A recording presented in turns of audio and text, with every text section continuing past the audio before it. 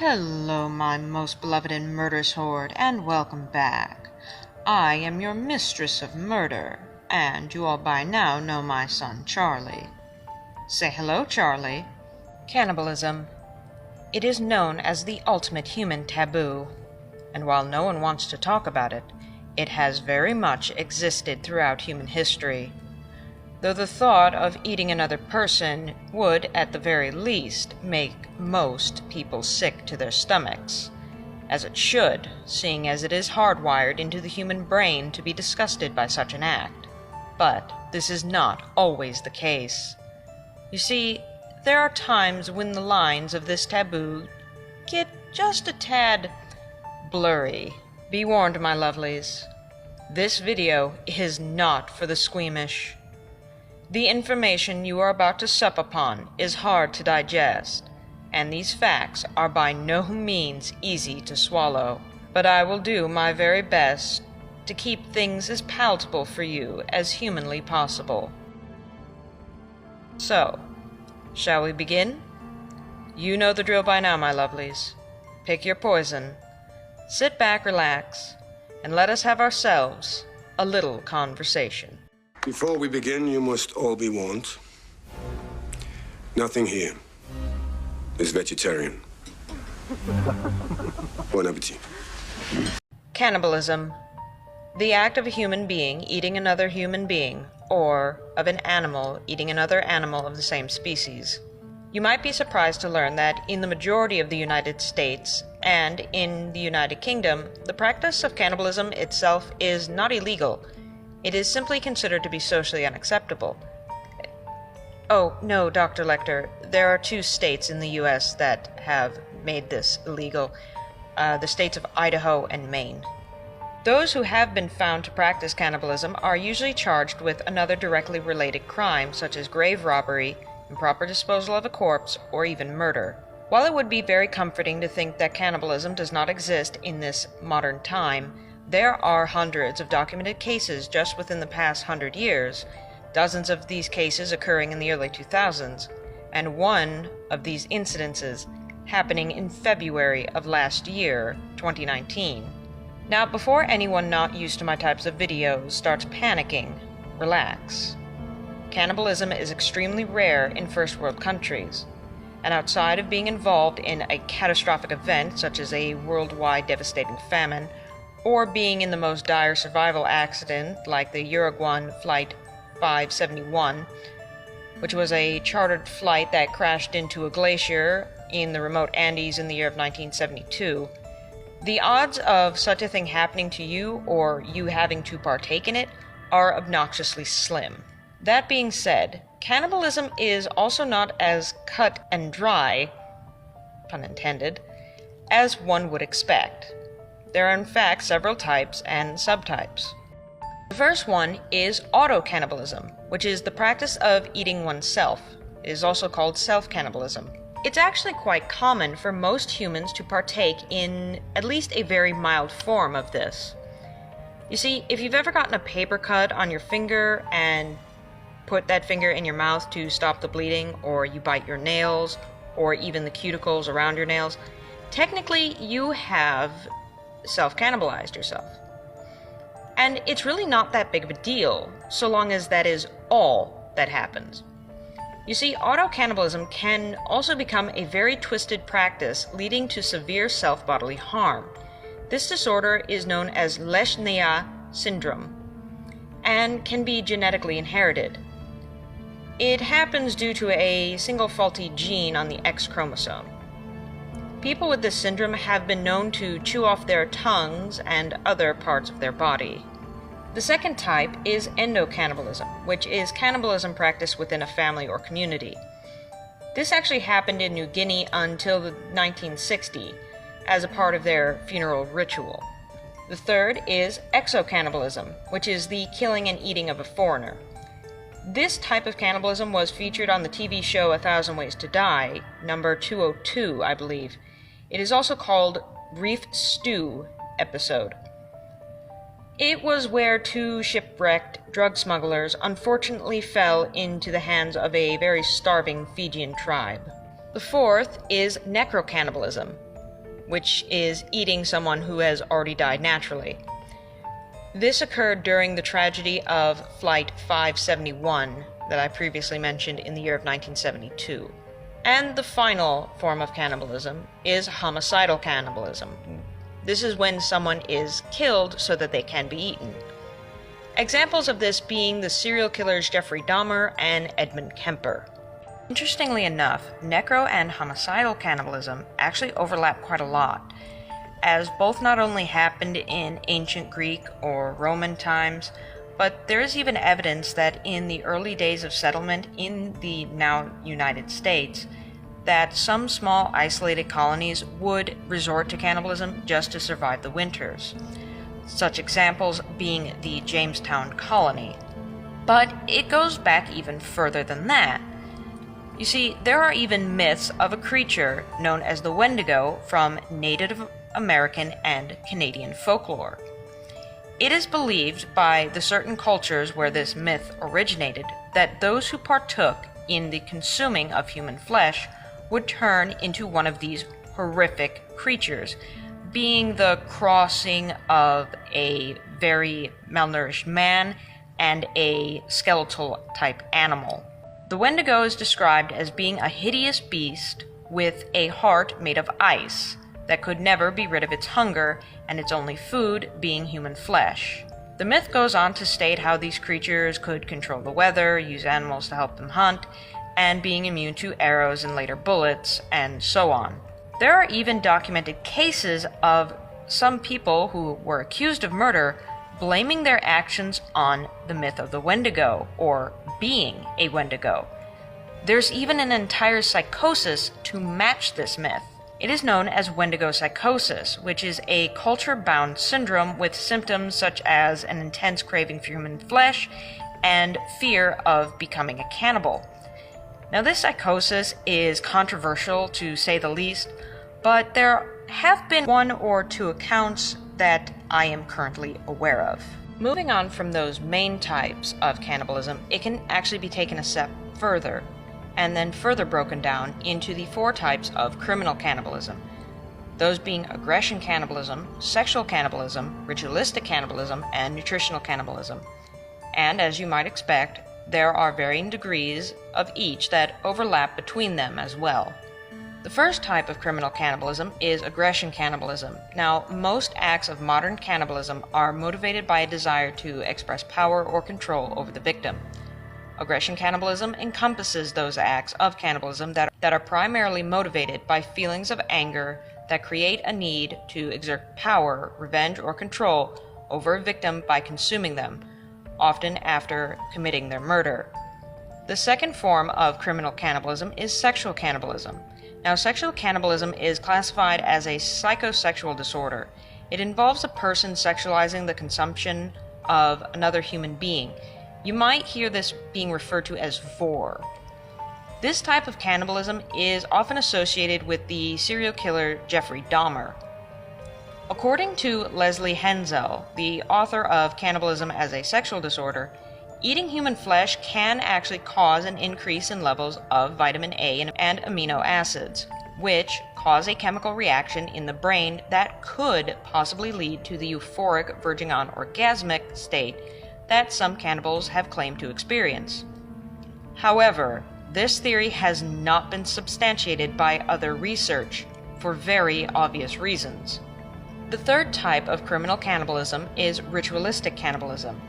Now, modern ritualistic cannibalism is quite similar to the cannibalism observed in tribes of past civilizations. Nowadays, it is more often associated with cult classics and certain horror or thriller or slasher flicks, such as Cannibal Apocalypse and the Silence of the Lambs series, as well as The Hills Have Eyes.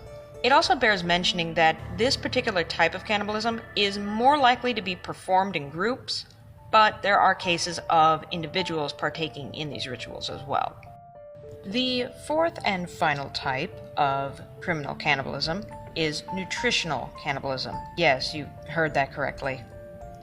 Nutritional cannibalism is motivated by an enjoyment of the taste of human flesh, or the consumption of it for its perceived nutritional value. Now, hopefully, None of you have ever seriously considered investigating what human flesh tastes like. But, in case you were curious, according to Nicholas Klux, also known as the Vampire of Paris, supposedly it tastes like steak tartare, which is basically raw hamburger meat.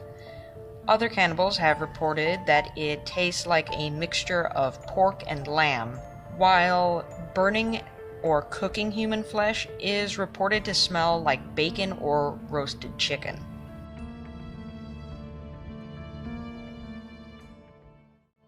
Cannibalism facts number 1. Cannibal Armin Meiwes put out an ad for someone to become his next meal.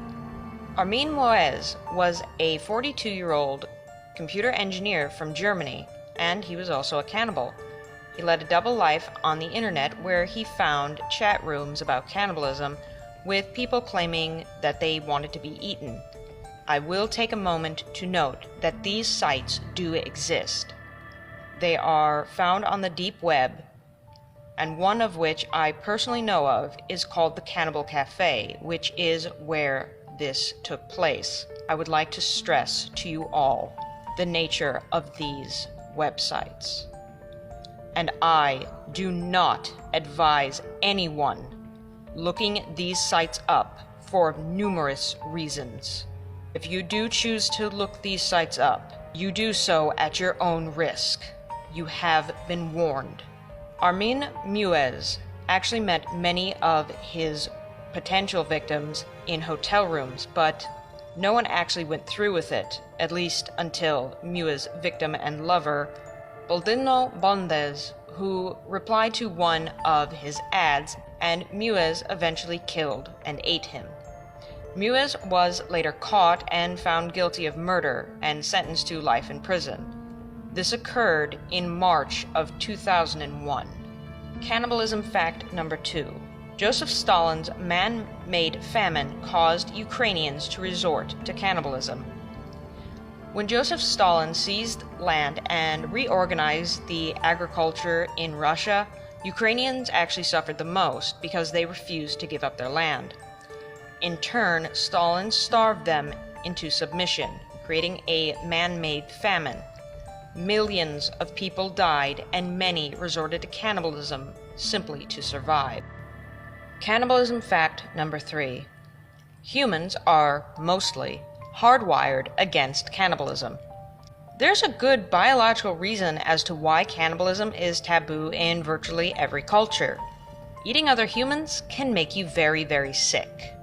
You see, the serious risk you take when cannibalizing another human being, specifically when you eat another human's brain tissue, is the fact that it can result in a prion disease that humans carry.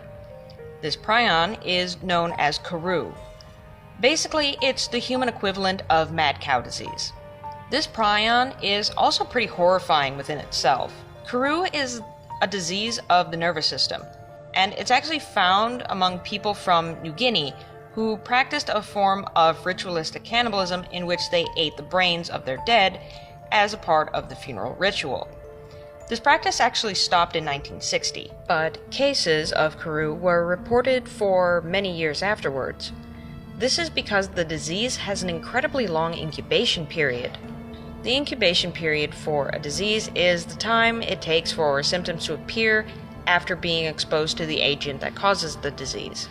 The average incubation period for Kuru is anywhere between 10 to 13 years. However, incubation periods of 50 years or even longer have also been reported.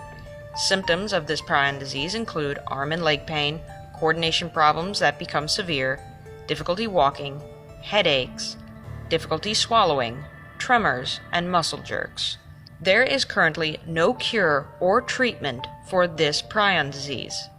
Not that you would have very long to live with it, mind you, as life expectancy, once symptoms appear, is only a year. Luckily, Kuru is extremely rare. That is, unless you make a habit out of eating human brain tissue. Cannibalism fact number 4. Cannibalism is addictive. According to Karen Helen, a therapist at Summit Malibu Treatment Center, Cannibalism actually activates the pleasure center of the brain, thus releasing large amounts of dopamine. As to why this happens, it's due to the increase in levels of vitamin A and amino acids, as I stated before. It's actually comparable to what happens to someone when they ingest cocaine. Once that happens, the person will want to keep pursuing that act, as it becomes, as I said, addictive. This creates a cycle, much like it does with drug use. Cannibalism fact number 5. Cannibalism was named after people who might not even have been cannibals. The word cannibalism itself comes from the name that the Spanish gave to the Caribs, or Calabels. The Spanish accused the Caribbean tribe of ritualistically eating their enemies, but modern-day scholars have doubts that this actually happened. This is because the Caribbean tribe was engaged in an anti-colonial battle with a host of European powers. Many historians now argue that the cannibalism rumors were just propaganda, a tactic by the Spanish meant to stir up fears. On the other hand, there is some evidence that they actually used body parts as trophies, so cannibalism might be a possibility, especially as an intimidation measure or as an act of war. However, most of the initial testimony came from Christopher Columbus, who had many reasons, both personal and political, to make this Caribbean tribe seem as savage as possible. Cannibalism fact number 6. The Donner Party wasn't solely about cannibalism. When most people think about cannibalism in the United States, they probably think of the Donner Party. Now, for those of you who don't know, the Donner Party was a famous group of travelers who resorted to the practice when they were stuck in the snowy Sierra Nevada mountains while traveling west in 1846. What's surprising, however, is contemporary accounts of the trip focused less on the cannibalism and more on the hardship that the party endured. As Donner Party historian Christian Johnson notes, out of the more than 300 newspaper articles that the Donner Party published in 1847, the most common headline was a variation of "From California." Only 7 headlines contained the word cannibalism. Accounts tended to highlight the fact that the party only resorted to cannibalism after eating boiled animal bones, hides, and even a beloved dog named Uno. What's more is that many people were just as interested in the legends about the Donner Party's buried treasure as they were in the cannibalism. The treasure, however, is probably a myth, but it does show that the story was considered by far more complicated and less purely shocking than it is today. And finally, cannibalism fact number 7. Cannibalism was sometimes used as a medical treatment. Yes, you heard me correctly. Medical treatment. There are many horrifying examples of cannibalism in Europe throughout history, but one of the most bizarre ones is that cannibalism was occasionally seen as a remedy. To pick just one example, I would say Germany from the 1600s to the 1800s. This is when executioners would often have a very bizarre side job that would supplement their income, as they were normally quite poor. This was selling leftover body parts as medicine. As described in Kathy Stewart's Defiled Trades and Social Outcasts, human fat was sold as a remedy for broken bones, sprains, and even arthritis, though usually this human fat was rubbed in as a balm and not eaten. However, apothecaries regularly stocked fat, flesh, and bone, and there are also examples of a human skull being ground into a fine powder and mixed with some liquid to treat epilepsy. While these treatments may sound very strange to us in modern times, do remember that eating the placenta after birth has become a modern-day health fad. Luckily for us, most of the time the social verdict on cannibalism is very clear. Don't do it. But occasionally, as I stated at the start of this video, the lines regarding it get a tad blurry. And that is all the time I have for you tonight, my lovelies. Hopefully, I have not disturbed and traumatized you too much. Though, all things considered, if you made it this far into the video, I'd guess you were alright. At least, for the most part. And as always, haunting dreams, and blessed be.